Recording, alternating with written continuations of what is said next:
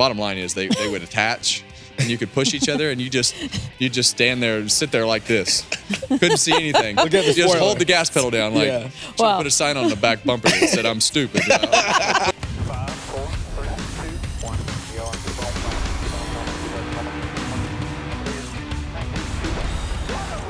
California's Kevin Harvick does it. Straight naked right there. You're the man.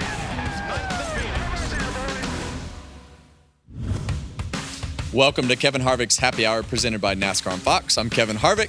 She's Kaitlyn Vincie. And he's Mamba Smith from another planet. You can Great tell, intro. You can tell right when he said your name that mine was going to be Yours just was going to different. be different. Yeah. Yep, of course it was. Why, I would mean, it how be? could you tell? I don't know. I just know you at this point, Unc, and I just know how you operate. Yeah, you know that's catching on too. So hey, at the racetrack, I've got people coming up to me and say, "What's up, Unc?" I'm like, oh my gosh, this really does have an impact. So Look what you call me started. Unc. Yeah, I'm a trendsetter. What can I Coming say? after you. Total trendsetter. He's got new shoes. Like, I don't think we've seen those yet, have we? No. Speaking of I don't think trends, so. No, not Doing not good. at track, but those are the Forrest Gumps.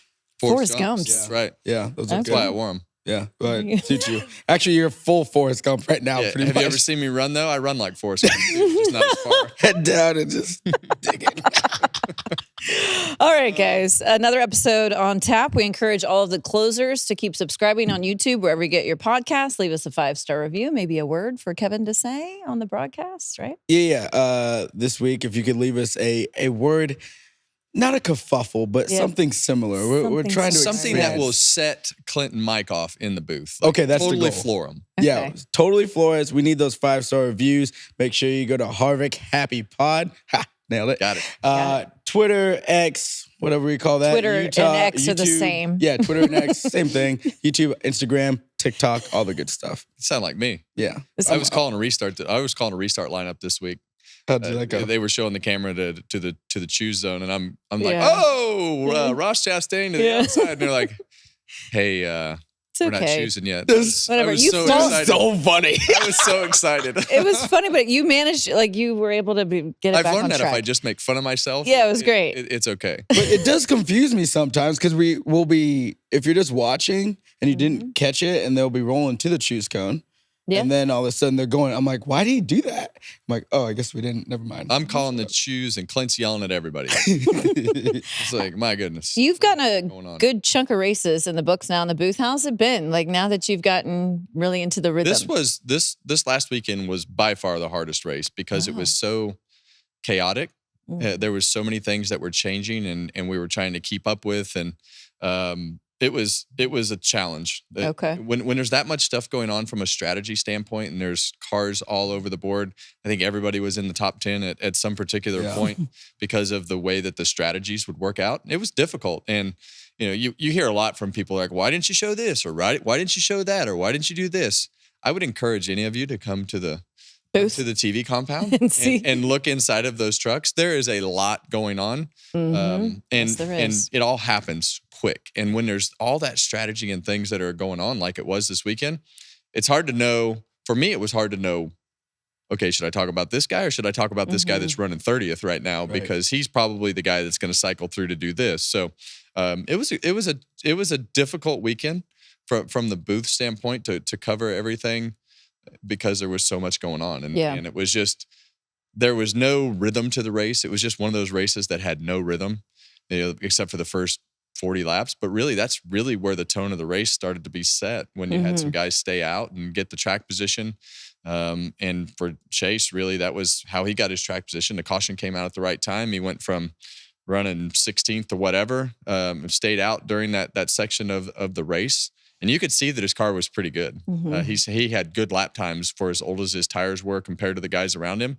But once he got that track position, it was on from there. So it was busy in the booth for him, but he still managed to get the word in. Yeah. Chase wanted all the smoke. He wanted all the smoke this week. And Kevin, you did a great job of sliding this in there. It was subtle. It was nice, coming off of a break. Roll the tape. Let's see it. Well, you see that fastest lap right there, 3/10 better. Kyle Larson, he was like, man, I want all the smoke right here. I'm the guy. 3/10 faster than the next guy. That just shows the speed of his car. So you really just slid it in there. I think a lot of people didn't hear it and didn't understand it. Probably my favorite not. part. Yeah. That's why we got to favorite make part. sure that it's just absolutely You just want jaw dropping for Jaw dropping. like we need to There drop you go. just this crazy bomb right in the middle. I'm not going to say anything to him until Mm-hmm. it actually happens. Yeah. And it needs to be just like the first one was when I think I Yes. said lit, right? You said lit. Yeah, Yeah. when I said lit, it caught them off lost guard. it. Yeah. So Headwinds. we need a crazy word this week. Headwinds. We need. All right, closers. We need your help. We Bring it to do. us. Bring it to us. Give us a word. Uncle Kev wants it. Uncle Kev. Mic drop. Kev Bob. Kev. So we talked a lot last week about how treacherous this racetrack was going to be for people. And right out of the gate with practice, it proved to be so, right? Yeah, we saw Kyle Busch and Jimmy Johnson crash in practice. Kyle Busch on the exit of turn 2, Jimmy Johnson on the entry to turn 1. I think really the exact same spot that Kyle Busch wrecked there the last time. Spun out 3/4 of the way around the corner, just lost grip. But from a driver's standpoint, this track is difficult to drive. We talked about how difficult it was to drive, and now I can really overemphasize how difficult. Yeah. I cannot overemphasize how difficult it is to drive because of everything that we saw this weekend. So practice early in the morning, lots of grip, and as the practice went on, it just got less grip as the rubber went down. Jimmy Johnson just got a little bit loose, and I think, look, Jimmy's in a position that's impossible to be successful in. And as painful as for me as that is to say, it's impossible for him to be successful unless it's at a Talladega or a Daytona, because these cars are just so much different to drive. And if you're not in them every week, Consistently, yeah. with the progression that happens of how you drive them, what you feel, and get in front of the little loose like he had this weekend, it's gonna be near impossible for him to ever be as competitive as he would want to be. Kyle, I mean, he just lost it off of turn 2. I think it's just one of those moments that, he had grip, and all of a sudden it's gone. And in these cars at a place like that, it just steps out from underneath you before you even know it. So very difficult track to drive.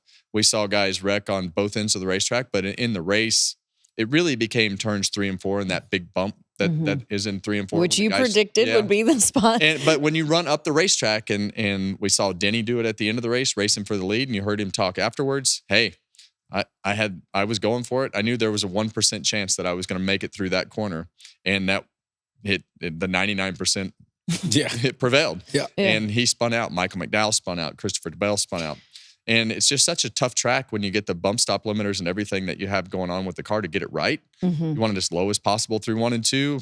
Well, that requires you to be on the edge in 3 and 4. And that bump gets higher. And as that second groove comes in, it becomes very difficult to go through it. Yeah, old Texas Motor Speedway. Heard that some people were talking some smack about it, her boy. reconfiguration. Here we go. And reached out and bit everybody this week. Yeah. I mean, the turn 1 is where you thought it was going to be a lot, right? Just because it gets so flat over there. And then that bump over in 4 was out of control, especially if you're on the top. The Xfinity race, the guys were kind of all over the place. And then the Cup race, it was from the front row too. Like it was, McDowell was on the outside racing for the lead. Denny was on the outside racing for the lead. I think one time Bubba was 3 wide with... He about wrecked 2 or 3 times. Oh my God. When they were 3 wide with Briscoe on the top, might be his save of the year. Yeah. Might be the save of the year because he was headed to the fence and that day was over. Yeah, he drove out of that slide. All of a sudden, he's straight off of the corner. And it was like nothing happened and Briscoe's up in the fence. And by the way, at one point, he was winning. He was winning. And then at one point, he was like last. You know, like it was That's right. Unreal weekend. Yeah, a lot to keep up with, a lot of comers and goers. But Chase Elliott was the man who was able to get it done, ending a big, long winless streak. We saw a very aggressive, determined Chase Elliott on Sunday.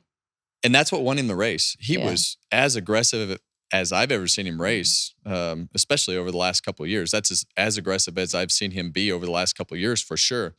He managed to gain a lot of spots on the restarts, put himself in position, because that's really, when I look at Chase and you see the one wrecking back there, but Chase and Ross Chastain, they were the 2 guys that I thought were the most aggressive on the restarts, and they were also the 2 guys that stayed up front the most during the day. So huge win for Chase Elliott, huge win for our sport. Yep. Yes. Super happy for Chase.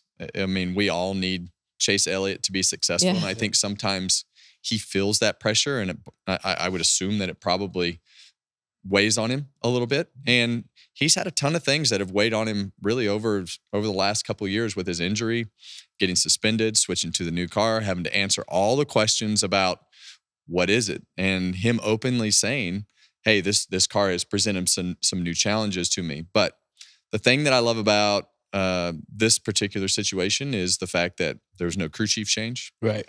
There's no team change. It was just, hey, we're going to work through this and we're going to figure out what it takes to get you through this. And I think everybody knows that Chase Elliott has the ability to drive a race car fast. And this really, to me, I think this situation really shows how difficult not only this car is to drive. Obviously, he can drive this car too. Yeah. He can win in this car and do what he needs to do. But there's a mental side to this sport that is something that not everybody understands and looks at. And, that there's a circle of life that goes through being successful in this sport. If you want to be successful in anything that you do to the ultimate level, you have to have your stuff together with your team, your stuff together with your personal life, your stuff together with your finances, whatever that is, you have to have all that in line. And when you see this, you saw this with Chase. I think, when all that stuff was unbalanced and chasing whatever you think the current problem is, whatever you think the next problem is, it's always you're chasing to figure out, okay, what do I have to do here? And I think he's just been, everything has been unbalanced for Chase over the last couple of years because of all the other things outside of racing that he's had to deal with. So hopefully this kind of sets that path forward for those guys. You guys have heard me say this before. I'm a huge Alan Gustafson fan.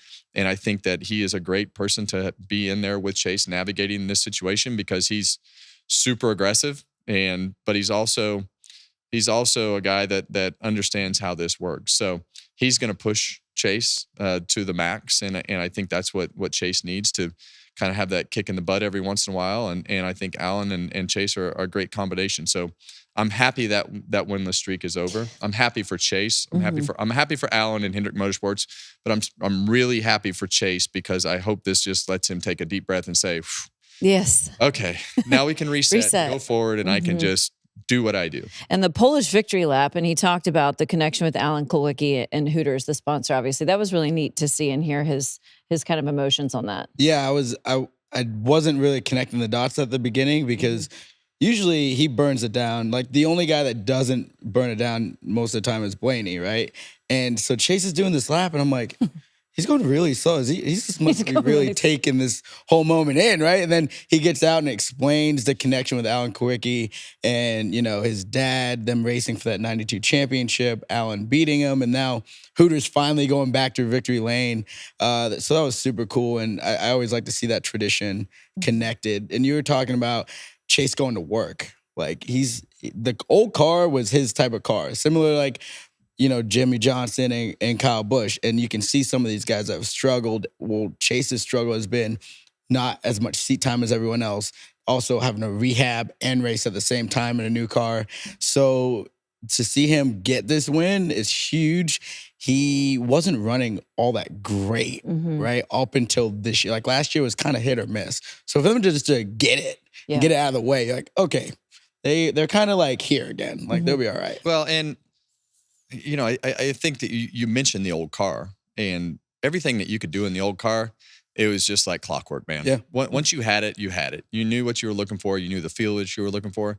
This car, you chase the feel. I mean, as you saw this weekend, you're constantly on edge, and it's not always fun to drive because of how hard it is to drive in these types of situations like this weekend.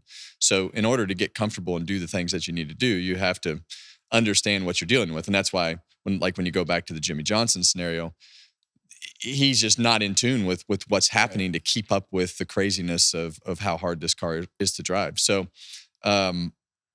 getting out of that cycle of, you talk about Kyle Busch and you talk about Chase Elliott, I think both of them had a very good feel for what they wanted in the car. That lingo is not any good anymore. It's not the same feel. It's not the same stuff. You can't just, every week is a new week with the evolution of the car and the changing of the rules and the changing of the tires, and you're constantly learning. So it's just a constant grind of having to be in there and have those 4-hour meetings, team meetings and engineering meetings and simulator time. It's a lot of work. The 42 race winless streak is snapped. Can you speak to that, though, what that is like for a driver when you're maybe starting to have doubts like, can I still do this? Can I find victory lane again? Yeah. And that part's tough because you don't really do anything different. And, I think in Chase's scenario here, he had a lot of things going on outside of the race car that he had to deal with that were definitely a distraction. Not intended to be a distraction, but you just have to deal with it, and it takes away from all the other things that you need to be doing with this car because, like I say, it's a lot of work. But when you get on the winless streak, the most annoying thing is you got to answer the questions, and every driver's favorite part, and you have to deal with it every week until you win, and then it becomes you have to deal with the sponsors and what's the sponsorship value worth, and then you have to deal with the team, and when you're on a team when everybody else is winning. Right. Then you really have to deal with it, right? So, I mean, it's a scenario for Chase that you're not going to win unless you win because of your teammates. You've got the 5 and the 24. You have to be able to put yourself in that position to win races because they're winning races, and that's what you're expected to do. I think one thing that might be undervalued too is Chase's spotter is Trey Poole now, and Trey is his cousin. Yep. Their relationship is different. So as Chase has been navigating this off-track stuff, I think Trey has been able to be there for that. And I was asking Trey at Coda, I'm like, hey man, like, where's his head at? Like, how is he good? Like, he's like, no, we're fine. We're just learning this system in this car and we're getting through it. And so they haven't had any lack of confidence that they were going to figure this out. So that 9 team, they've been ready to roll. Well, and I think in that scenario, when you spend time with somebody that's outside of the required time of the race team, probably much like his old spotter was, all of a sudden you're getting into new conversations that you otherwise wouldn't have had with your other spotter. And hopefully you're around somebody who's brutally honest with you because that's really what you need in this sport. If you're slacking or not doing the things that you're supposed to do or not aggressive enough on restarts or made a bad move, you need somebody to say, hey, you need to be a little more aggressive, or hey, what'd you do this week? Well, why didn't you go to the shop? Or whatever that scenario is. And you need somebody to be brutally honest with you to keep you in check. So maybe that's what Trey is. And I know Alan will keep him honest. Right. But sometimes you need somebody that's outside of that race team to help navigate keeping you straight. Who was that person for you? Was it Rodney? Typically Rodney was going to be pretty honest with me, but Delena's going to be. I knew that was what you were I going to was say. I'm waiting like, for I'm pretty that. sure it's Delana. When I come home, it's, if it was something to, that wasn't going good for multiple weeks, she's like, well, how long are you going to let this go on? I love that. What do you mean? Well, you need to go fix it. Well, okay. Well, what do you want me to do? I don't know, but you need to do something different. So it was always constantly. Yeah, that's like a good that. spouse, though. Yeah. So, I think it's important to have somebody who's going to push you in ways that people at work can't. We want her on the show. I bet the closers would love to hear from her. I guarantee the closers want to hear from her more than they want to hear from him. Yeah. Well, now. are you saying we need to have her on the show and just kick me out and she can be the host? No, we want to go 4 wide so we we can want- ask you guys 4 wide. questions. Yeah. We'll do a little drag race. A little drag race. That's here. right. Yeah. Bench racing. Sounds great too. Yeah. Okay, so one other thing that happened towards the end of the race was the situation between Ross Chastain and William Byron. What did you think about all of this transpiring? Just watching it from the initial angles that we showed it just, it looked like the 24 just kind of spun the one out. And then as you go back and analyze it, it looks like the one may have gotten tight up off the corner and then came down to try to, put himself in a position to be in front of the 24. But when you see those in-cars from the dash cameras, I think you can see it either way, honestly. I think Ross had to lift for just a second and came down and tried to block a little bit. But the 24 never really thought about lifting. And I think it's the last lap thing. And so I can see it from both sides of the fence right here. But in the end, that the one car was in the fence and wrecked. Yeah, I mean, here's the deal, right? It's if you're one fan, you're probably upset. If you're a 24 fan or a Hendrick fan, you're like, well, that happened to us 8 times last year. You know what I mean? So like, it just depends on what end of the fence you're on. But it looks like, to your point, that the one comes off of 2 and the 24 has a head of steam, like egregiously faster than the one for whatever reason. And he was trying to block a little bit. And Williams not one to usually run into somebody like that. I don't think we've really seen it like that. Yeah. But he's trying to win like 10 races this year, so I don't think he really cares about Well, it. I think either way, it'll be interesting to see how these two navigate this because I could see how either side could say I was frustrated with how you drove or blocked or how you didn't cut me any slack whatsoever. And it's one thing to run into the back of me. It's another thing to run over me. Right. But I can also see, well, you shouldn't have blocked or you had to lift or whatever the scenario is in that particular moment. There's two things about that I think about. One is the one car is one of those guys you do not want to be running free reign. Like if he's just doing what he's doing and being a dog, being aggressive, then it usually makes people mad. But he don't care because he's trying to win for his team. And Right. I love to see that. So if you want to yank that chain too much, better watch out because that dog will bite. I want to see him run free because I think when Ross is in that mindset of there's nobody here that can beat me. I don't care what I have to do. That's just when he's at his best. And I think it's also fun to watch. Right. It is fun to watch. One thing that was not so fun to watch, I thought, was all the issues on pit road, though. Pit road seemed like an Achilles heel for a lot of teams, specifically on Sunday. Why is that, you think? I think as the pit stops become consistently fast for everybody, I think everybody's going to push to do what the 9 crew did this week and try to set that new record of what is unofficially or officially, however you want to put it, the fastest pit stop that's ever happened. And when you're talking about 9 seconds, there's a lot of things that can go wrong when, gun on, off, gun switch directions, tires on, tires off. Is it tight? Is it not tight? How long do I stay on the nut? We saw the socket get stuck on the 54 car's lug nut. We saw the wheel fall off of Kyle Larson's car. We saw multiple problems on pit road with loose wheels or just things that are happening, but it's happening in 9 seconds. And when it happens in 9 seconds and everybody on pit road knows the importance of track position and pit stops and everything that comes with that, these guys are going to continue to push. And I think it's a year that we're going to set records for how many mistakes are made on pit road because you have to take that chance to make that gain. I always feel for the pit crew because it's like the camera will zoom in on whoever screwed up. And it's like, they're just trying to the names on the back of their fire. Brutal.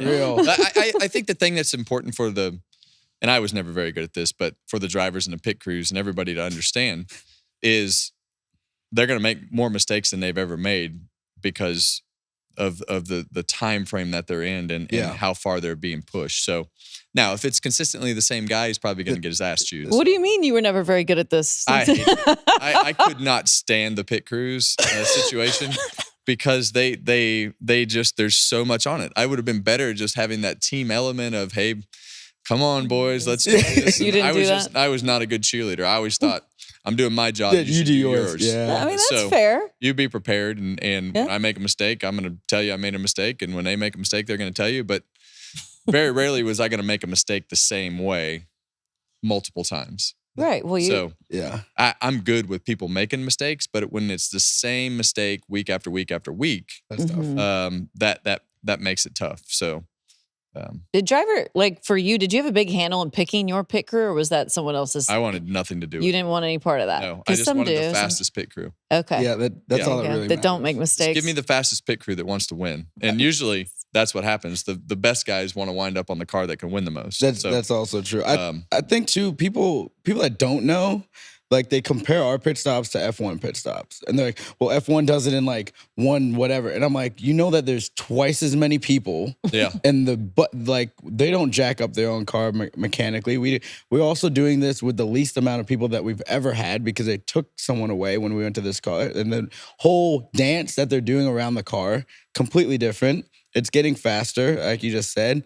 And they're going to push it to the limits just like the guys do on track. The oddest one of the weekend, I guess there was 2 of them. I guess the socket getting stuck on the lug nut with the 54. But Larson running 13, 14 laps and then the wheel falling. That was very strange. So I'm sure they'll have some sort of explanation as they go back and dissect it. The teams are very good at going back and dissecting everything to understand what just happened in these situations. So they'll have a they'll have an understanding as they go through the week of everything that went wrong and be able to explain it better than I will. But still strange that it fell off after 13 or 14 laps. Now I know it had the load and everything on the right side tire to keep the tire on, but that's a weird one when it falls off like that. And at that point, it just destroyed everything that he was dragging off underneath the car on his way back to pit road. He never really got back up to speed. He was back there with Jimmy Johnson, and we had some in-car camera at one point. They were just slamming into the side of each other, door banging, and I don't know what happened, but it was entertaining to watch. 23 was back there too. There was like 2 cars that were like leading the race, and then it was like the 51 and the 84, and they were all in a hornet's nest. It was a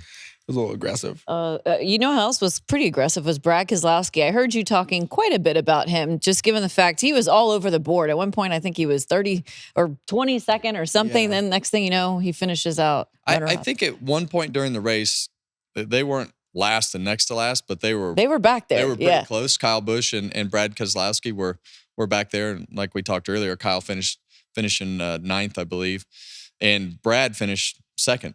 And Brad told us before the race and after the race that they don't have the speed that they need. And I think that's very apparent with the Fords on these types of racetracks. And Brad was very open about, hey, we don't have the speed, but this was a race where making good pit calls, track position, experience of not spinning your car out or putting yourself in a bad position and not losing too many spots on the restarts allowed him to put himself in a position to have a chance to win, because they put themselves in a position to have fresher tires and ran those 2 leaders down. Then the caution came out and things changed. And, he had one bad restart where, his car just wouldn't turn and went up the racetrack and fell back to 4th. But overall, I mean, they made way more out of their weekend than what they should have from just a sheer speed standpoint. So they know they need more speed in their cars. They know they need to qualify better. But this was a weekend that was just pure chaos, and experience mattered. Yeah, we've been talking about the Fords a lot, right? Like they all need to be better, and they're piece by piece getting a little bit better, and they're doing it differently. They're putting themselves in positions to be competitive. Finishes. They're getting the finishes. And obviously, like Blaney got in an accident down in 1 and 2, but he was up towards the front like he has been a lot of the year. So if they can find the speed, they're also going to be able to couple that with the strategy decisions that they've been making to stay up front. And I really want to know what happened in that instance, because we never could figure out the sequence of what happened before Priest got into the back of Blaney and sent him up the racetrack. But it was pretty evident that he was frustrated with Blaney. But we never were able to go back and find where all that started with the 2 Ryans. There was some in-car. Yeah, the 2 Ryans were, they kind of locked horns. There was some in-car, and like, because you guys we couldn't find it, right? So there was some in-car that went on social, and obviously they touched and everything. And then I was like, man, the 12 was rolling through turn 2 like at a high rate of speed up the hill. Like, how did you miss it that bad? And I was like, oh, okay. Yeah. It wasn't okay. He was carried in there. He was carried in there. Yeah. So one other team we've talked about a lot on the podcast struggling is Austin Dillon. He got 7th though over the weekend. So maybe what do you say? Give flowers? Give this man his flowers. Is that the flowers look, thing? I mean, last week I bet on Kyle Busch to win the race. And which you're trying to claim you were still semi-right. Did he win this weekend? But he did, but that doesn't count. He won in the real tree. Are you talking about truck racing? Yeah. He won. I said he was going to win this weekend. Okay, so now we're opening it up to any series. I didn't realize that. He's changing the rules on us. Look, it's on FS1. It's on 17. Fox Sports, so I'm going to take that dub. Okay? I'm just going to turn the page. So regardless, got to give AD and that group their flowers. They found a way to finish a race and also finish in the top 10. Well, and with enough speed to actually compete and qualify decent, finish decent, and that's what they needed. They had to do something, and I think that the crew chief change is definitely a piece that Richard is notorious for doing. He is not going to sit on his hands and just let things flounder, and that's what they were doing. They've been floundering for a fair amount of time now. So definitely a big shot in the arm for that 3 team that they needed. Yeah, that hopefully will give them some momentum to carry over to the next week, which brings me to the track that's coming up next. A lot of people like this one, Talladega Superspeedway.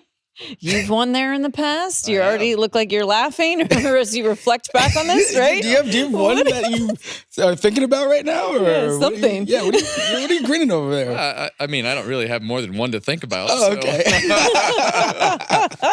Well, hey, whatever. Some people don't even have one. So Yeah, there you go. that's true. Um, Talladega is and from a TV standpoint, I can't wait because I bet. you don't have anything to worry about this weekend as far as what style of race you're going to have. You know, it's going to be action packed from the time that they drop the green flag until the time that they drop the checkered flag. So I think this weekend is really important for Ford. If Ford does not win this weekend, it is an absolute failure. With everything they have going on, they need to win the race this weekend. They have to. Ford has to win the race this weekend to stop the bleeding from everything that they have going on. That's what these cars are good at. That's what we think that this is where we think they should win. And I think that they know that this might be the only place that they can win because of the position that they're in with all the other racetracks. So. And by the way, this is the only super speedway left. This is it. Before the playoffs. Yeah, So, that's a good point. Yeah. Should be interesting. Always is. Always is. Talladega, Yeah. 4Y. Yeah. Here we go. I'm excited. I mean, Ford, Well, what do you got? Let me rephrase that. Okay, It's not here we the go. only super speedway. Uh, We still got to go to Daytona. Yeah. So, I think it's still one of their two opportunities that they have that is, in my opinion, a must win. The problem is it's also one of two opportunities for literally everybody. And they know that. And that's the That's thing. a good point. And I think that's what also makes it exciting for us because everybody in this field that hasn't won knows that this is an opportunity Yeah. race. Yeah. And you have to push. So we always say it's an opportunity race, but then in the same sentence, there's certain people who seem really good at this style racing that you anticipate will be strong. What does it take to be good on these style tracks? Well, Every year. You're going to have the team strategy or the manufacturer strategy. Everybody's going to have a plan laid out before you get to the racetrack to be able to execute a strategy of trying to play nice with your manufacturer and pit at the correct times and try to put yourself in a position to be in position for the last run of the race. And then it's kind of like all the gloves are off at that particular point. You hope that you have some help from a teammate or somebody that will push you, but it never really seems to work that way. So All plan goes out the window. The plans are great right up until it's time to win. Yeah. So when it It's comes every time man to for win, himself. everybody loses their mind, and Yeah. and it's every man for himself, as it should be. That's fair. What's the craziest thing you've seen on the boulevard? This racetrack is known for the culture and the Is that boulevard. what you call it? Culture. It is culture. It has It's its definitely own culture. something, that's for I sure. always describe it as going back in time, but It does Tell kind us of what feel you like a get in a time capsule. The craziest thing I can't I've say seen mine, on but the boulevard. I'll luckily, give like a hint. Yeah, luckily I haven't been on the boulevard a whole lot. Yeah, right. I don't promise. believe that for I a know. second. I've been good when I've been out there because I usually stay far away from the track. So I've never Okay. stayed in the track. I go every year because I just like the people watching. The I think people it's so watching is funny. wild. I think I've been maybe 3 or 4 times. Did you go on a golf cart the years. or did you walk? Well, tough. a few of the times, 3 of the 4 times, probably had to go down on that float that they used Oh, yeah. right. to make Yeah. all the drivers go down to. We And got that this year. the last time I went down on the down the boulevard and saw all the entertaining action, I think there was mud wrestling. I was At the going to end. say Mud wrestling, the yeah. female competitions are Yeah. probably the most interesting. Yeah, things. that's put on by the racetrack, which is amazing. Yeah. and then there's me and Josh Williams did a pillow fight. Oh, Pillow fight. Yeah. So we were like having to balance on this like balance beam, and then we socked each other with pillows last oh year. my. And it was a double knockout. Did you win? No, it was a double knockout. I didn't lose. Oh. I didn't lose. Oh, That's a all. double that mattered. knockout. I didn't know that there was sparkles in the pillow. Like it was Yeah. powdered, and then there was sparkle. So the rest of the night, my face was just. It looked were- like I had been at Yeah, we know. somewhere else. Yeah. Shouldn't have been. So, We went there. Sparkles. yeah, sparkles. Yeah, so That's funny. Great name for you. Yeah. Oh, thanks. Sparkles. Yeah. There we So we go. got a new nickname for Barstool's gonna Mamba. be out there hanging out too. Like it's gonna be Cool. a good time. Everyone's gonna be having fun. It's like it. it's a cool place. And as I mentioned, you've won there in the past. 2010, right? Are you That's going to right. correct me on the That's year right. this week? Oh yeah, you're gonna correct her on the year this week I love like you when he did last corrects week. me. Well, I mean, the last one was 2015. So Here we go. Okay. What do you remember? Producer, no, it wasn't. What do you remember about the Talladega victory, though? well, This is special. at that time we were in the tandem drafting, and you see myself and Jamie McMurray here, and this exact move that happened, I actually tried it in practice, and where you just slide across the back bumper and just get the car to wiggle a little bit, and I got the back of Jamie's car to wiggle just enough to get underneath him. Wow. But I had actually tried that in practice, but I was on like 100 and I don't know 9-10 race winless streak at that time. Shell had told us that day that they were not coming back. They were out as the sponsor, and then we go out and Why would someone and do win that the the race. day of a race? Just curious. yeah, Is that well, normal? I think it's probably just when that meeting was scheduled and Wow. and, Happy race day. Hey, we're out. Happy race day, we're out. So in that fashion, we went back and as we typically did at that time to just really show them how we felt about it. We went out Yeah. and won the race so that we could get a new sponsor. I Right. love that. Worked And out. wound up Yeah. with Budweiser. So that was a wild race. The tandem drafting was pretty crazy at that point. At Different. one point, you would have other drivers' radios Yes. on your radio, and the car that was first would have the spotter. Oh, geez. So you would be on the radio, like in that situation, with the one team. Not in that particular situation because we're Right. racing for the win. But if you were in the middle of the race, in the middle of the pack, and it was myself and Jamie's spotter would be the one spotting that would come over my radio. That's They finally wild. outlawed that. Yep. But it was a time that was very strange. That is strange. Yeah. The I never knew the that. tandem years, I'm glad we went away from them. But the years, when you look back on it, it was so special. Like It just was. just like how it threw such a big monkey wrench in it for everybody, and the teams had to operate differently. And I think that was the year Trevor Bayne won the 500 with the Wood brothers, because him and Jeff were locked up in practice, and for whatever reason, Jeff Gordon and Trevor Bayne's cars just like were the fastest together. So Jeff had like decided like we're gonna work with the 21 all weekend, and he was so fast, and you guys were talking to each other differently. Oh, yeah. And it was just locked up, and then you have to separate. Like that was the thing, you only could do it for like a lap, or else the car got too hot. Yeah, You and have to separate. well, not at that time. When we first started, the Oh. cars wouldn't get hot. Oh, That's yeah, how yeah. they tried to. Yeah. That's how they tried That's how to they switched it. get it to stop. Yeah. Was they put. That's when all the smaller grills started. So, so one year we built 2 trucks. We had Ron Hornaday and Mike Wallace, and we built these trucks in the shop. And we took the trucks and we set them at what we thought the ride heights would be. And we took the grill, and everybody used to run the top grill, and they'd Yep. run the bottom grill, and the truck's solid. We took the bottom grill and opened it up as big as we could make it in the front bumper, because it would sit underneath the back of the truck. And we raised the back bumpers up, we lowered the front bumpers, and made these trucks so that they could tandem, and we completely embarrassed them. ruined the whole truck race. Wayne Otten Oh, was no. so mad because we had 2 trucks that would lock up and just drive away from the field. So that was we got the benefit out of one race, One race. with our special pushing trucks. Yeah, that was your T-Rex. We That used to was your- build the top of the top bumper behind it would have boilerplate steel Oh, really? behind the front bumper so it wouldn't cave in.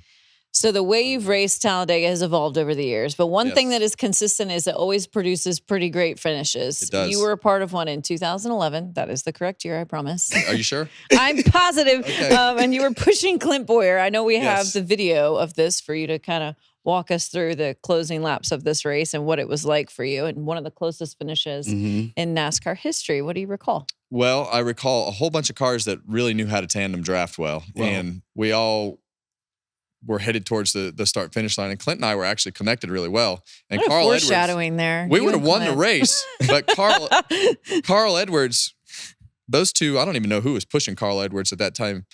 They got to us right at the wrong time. Greg Biffle. Yeah, so they got to us right at the wrong time, and I Sucked had you back. it sucked my car back and came detached from Clint's bumper, and we lost by not that much, but that's the Wow. way it goes. That's What is the way that? it 2, 4, goes. 6, 8 cars That's Yeah. pretty in a photo awesome, finish. though. I got to be honest, I was really pulling for you guys in this race, because like at this point, like Jimmy and the Hendrick cars were just like they had been dominating, Yep. and like I'm like, oh, there's Kevin and Keelan.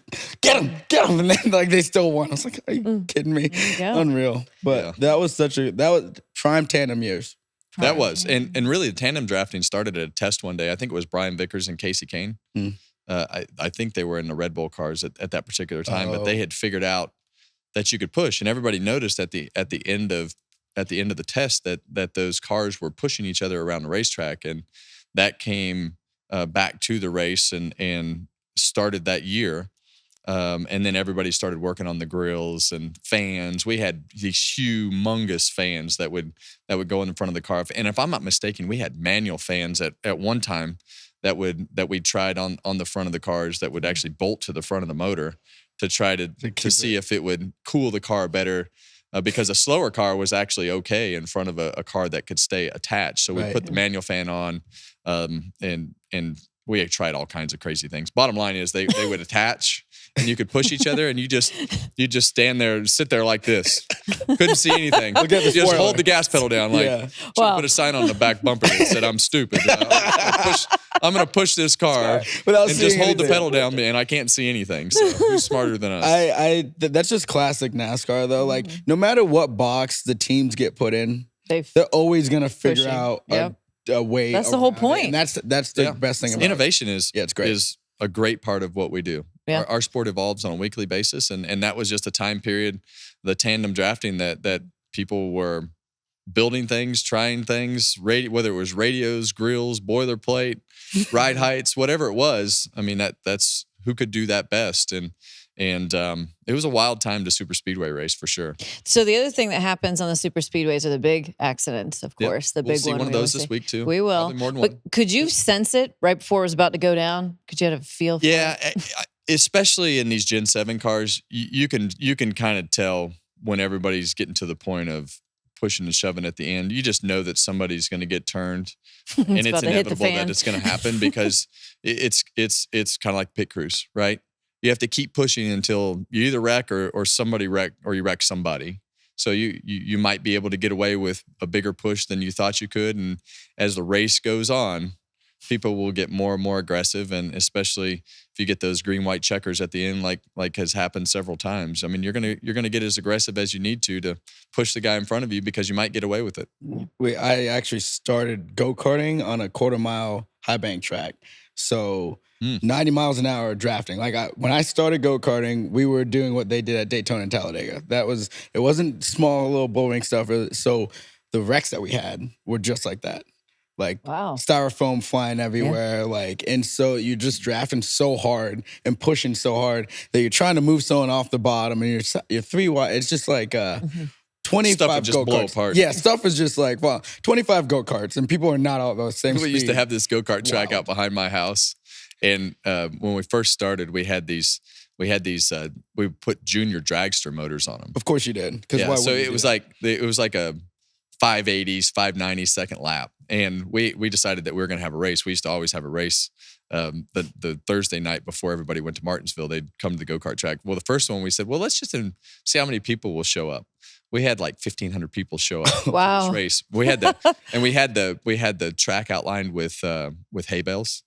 And man, we were racing, and this guy spun out in front of me, and it was one of those moments where the guy in front of you moves at the last second. Oh, no. And you show up at the wreck, and I'm talking clean the spindle, the Nerf bar, the carburetor, rip the wheel off the back of it, and that was the end of the go-kart race. Yeah, But that checks out. Those things were ridiculously fast. This was a track behind your house? Oh yeah, we had some good times. We had That some good sounds times at the fun. go-kart Yeah, track. that's- Did Schrader have one of those too? Schrader might have had one, but Stewart came one year. He had his own go-kart team, and he came and he brought his mechanics. He had sideboards on the side of his go-karts. We had no rules, Of course. so we had sideboard. No he had rules. sideboards on the side of the go-kart. He got mad one night and kicked a guy in the head. Oh my gosh. It was pretty A rowdy it was pretty time. intense. The first year, the trophy we bought on eBay for 99 cents, and it was this old. It was a trophy like this tall. It's kind of like your and- bunny suit. And he had that thing in the front of his motorhome for I don't know how many Love years. that. We were racing for a 99 cent eBay eBay trophy. This is awesome. Fantastic. LaJoya Seating they had field fillers in the back of their shop. Oh yeah. Yeah, so Corey and Skip and McReynolds and all them. Yeah. I saw Randy LaJoy break a checkered flag over some guy's head one time because Really? he wouldn't slow down, so he just smoked him in the head and broke it in half. Oh, we Jake Owen lost end of two of his fingers one night. No way. Flipped the go-kart over. Oh yeah. Wow. Yeah, rolled that baby over and Racer's gonna race, man. lost a couple Racers. fingers. Hey, whatever it takes, right? Yeah. Well, that's how it's going to be in Talladega this weekend. We know it's going to be wild, but it's time now for your social sips. What are you taking a look at on the social sphere there, Mamba? Okay, you had to have a sip Yeah, of I this gotta have water. a sip. Make sure I show Kevin's face Yeah. over here. I'm glad you got the right cup this week. Well, Where are we gotta at on the find the food. merch? Well, we're working on it. We're working on it? Okay. Pretty heavy approval process, it seems. Is it? Okay, closers, work on the merch too. Yeah. Just start filing in that you want t-shirts and hats Yes. and stuff. Social sips. I'm gonna flip this page here, get to it. My favorite driver raced over the weekend. I didn't race. My It's your favorite mini-me. driver. Oh. My favorite. He drives a Thought I was your 62. favorite driver. No. You're my favorite champion because you got me a ring. I'm your but favorite uncle. You're definitely Favorite that too. uncle. Yeah. Keelan Harvick raced at New River Speedway this weekend. He ran the street stock race, finished second, but the legend car race, I need your opinion on this because the crossover move that Keelan's makes off of 4 here was out of control. So he was leading the race, and the other car, the 39, got under him and made a move for the lead. Keelan just turns hard left. Yeah, that's the last lap right there. Yeah, so this is the they're last coming lap. to the checkered. So when he made that crossover, they were coming to the white flag. So that was definitely an epic cool. race. And Dale Jr. was there that week. They had like 15,000 people show up in the grandstands and like 3 miles of traffic that they had Really? to turn away Because the Cars Tour for the was Cars racing. Tour Yeah. event. Yep. This weekend. So Keelan was pretty pumped that he got to race in front of that crowd. You could tell he was pretty determined, but I'll be honest.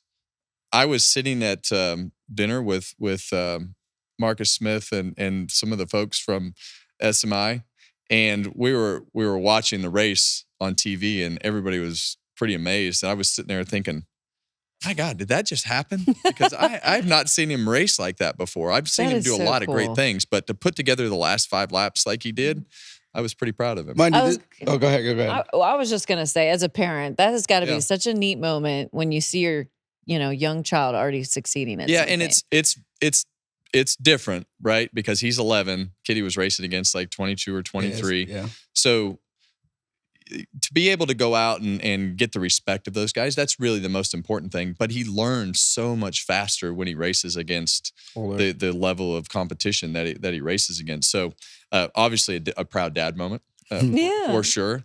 And to be able to see him be successful and do those things and have the racecraft that he's learned is great to be able to see and know that he's getting better and learning every week. Well, that's no surprise. If your dad is Kevin Harvick, you have a great teacher to learn from. Yeah, you're pretty doing all right. awesome. You got an edge Yeah. on the field. That's This is cool. also coming off of one of probably the more disappointing races that we've watched him race at Dominion, where Yeah. he knocked the bumper off. So like we talked about being patient and talked about how to race, and he Yeah, that was 2 weeks ago. It's literally And 2 here we weeks are.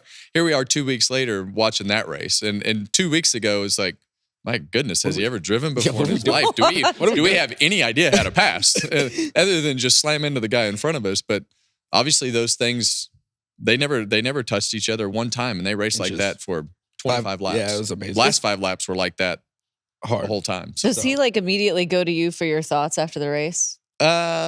no, it's a very interesting dynamic because I have to be super careful about how hard I push him, right? I mean, he knows. Okay. Mamba knows. I mean, you have to be super careful about when to interject yourself into the conversations of, hey, you didn't do very good right there.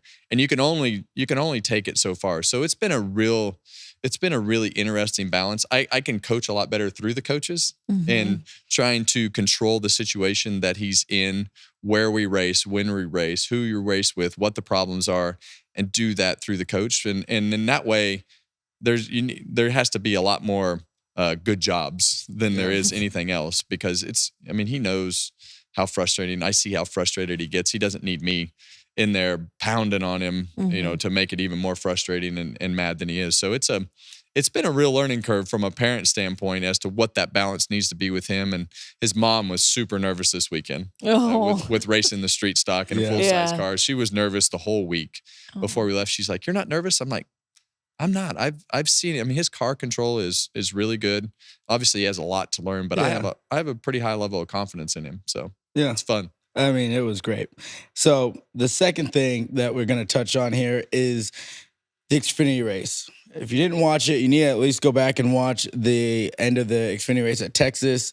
Ryan Sieg, my man, looks like he was shot out of a cannon and blows by the top 3, right? And I'm like, he's about to win this race. And now this is the last lap. He's racing with Sam Mayer. Sam runs him down on the last restart. From there was 10 laps to go, runs him down from like a straightaway back, and Ryan gets a little loose, and Sam gets under and passes him. Then Ryan touches him back in 3 and 4. I mean, what do you think that is? Inch? Fingernail? Half inch? I mean, it's not a lot. It's not a whole lot. Small. It's a small amount, but I got to be honest with you. I respect Ryan for not just putting Sam in the fence, but I remember Cale Gale racing Kyle Busch at the end of a race at Homestead. And Cale Gale was like, "This is my one chance to win. I'm putting you slap in the fence. I don't care." And I respect that too. So I probably would have put him in the fence, but I thought it was really cool, a cool way to. Yeah, I was watching a race and I think Ryan just got too conservative. Yeah. You know, he was kind of offline. He gave up. He was thinking about it too much. I think if he goes back and does that again, it'll be a lot easier for him the next time. But what an impressive day to put himself, like he didn't just fall into that position. He put himself in that position by passing people on the restart. And I think if he'd have just taken that same aggressive approach, but wound up being a great finish for us to watch. That's right. And Ryan's a grinder. He's I a respect the hustle on that for him, for sure. Okay, so those are your sips. Those are the sips. Those are Great sips. job. Thanks, closers. Thanks, closers. Time now to give our picks for Talladega. None of us have any of us gotten one right so far? Well, he has, but we haven't. No. I think they'd all expect. I mean, I'm. What? I think everybody would expect me to get it right. Oh. Okay, Kevin, you get to go first. I can't go first. Oh, no? First. You want me to go first? Yeah. Okay. It's your show. I have nothing but Fords on my list, and I'm going to go with Joey Logano. Okay. I think that he knows that this is his opportunity to win. I think he knows that he had that opportunity to win at Daytona, and it didn't work out, not by his doing. But I think that he is going to be super aggressive this weekend.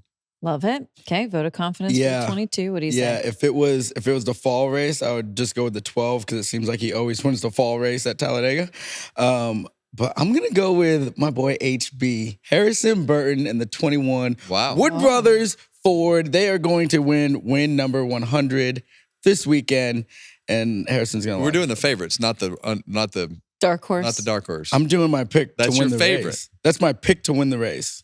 There you go. I like it. I mean, stepping out on a limb. I do. Listen. He like always since this 7th generation car, he's been fast on the super speedways. Yeah, and to be honest with you, last week was as good as they've run all year. Did you see him blow the doors 3 wide down in the 3? Absolutely. Oof. And Amazing. It's just those little pieces of confidence sometimes that move the needle to push it over the edge. So we'll see. Okay, I'm going with Brad Keselowski. We talked about him earlier. Like it. He's a 6-time winner at Talladega. I think he can get that victory this weekend. all four. What's the all Fords? Yeah, that's what I thought. They have the most That's what I help. They draft the best. They work together the best. So This is their their one of two opportunity here. Are we doing dark horses too? No, but Oh. those Who's are your the dark picks. horse? You can have. LaJoy. LaJoy. Yeah. Again, Who's yours? is that- I like the LaJoy. I'll go with that. Yeah, Oh, you're gonna back me up. sure am. Oh, so you guys agree? Yeah, we agree. All right. Wait, who's your dark horse? My dark horse, Todd Gilliland. Oh yeah. Oh, another Ford because he'll be I in the just- Ford. I'm telling you, the Fords have to be all in this weekend. They have to be all in. Okay. Yeah. I don't hate it.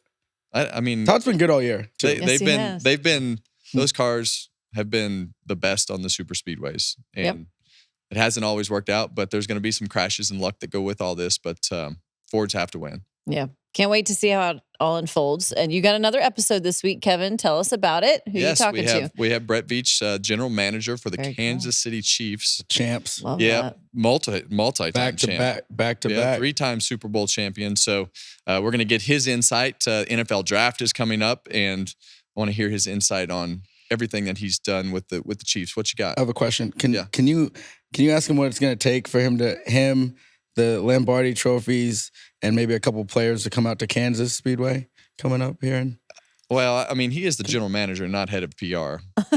he's the guy. Like, he put the whole team together. Well, I'll see if we can work that in. We only have 30 minutes. Yeah. Okay. What a He cool usually guest, he though. usually comes every year.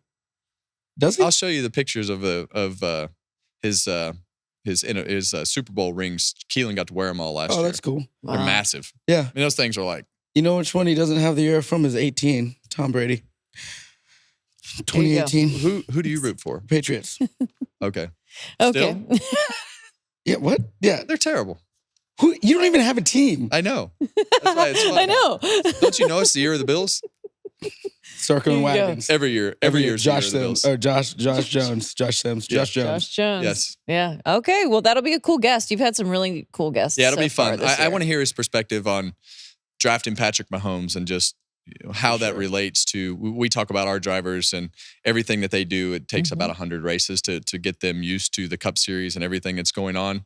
So just some coaches and teams put their quarterbacks on the bench for a year or two, and some of them just throw them right into the fire and give up a couple years. And some guys that works for, some guys that doesn't. So I want to hear his insight on that, because we talk so much about our young guys and how long it takes, and just understanding what the philosophy is with the quarterbacks and the players. Well, that will be a very interesting conversation. We look forward to it. Thanks again, everyone, for tuning in. Make sure you follow us and subscribe on YouTube. Leave a 5-star review as well. Follow us anywhere you get your podcasts, and we'll see you after Talladega.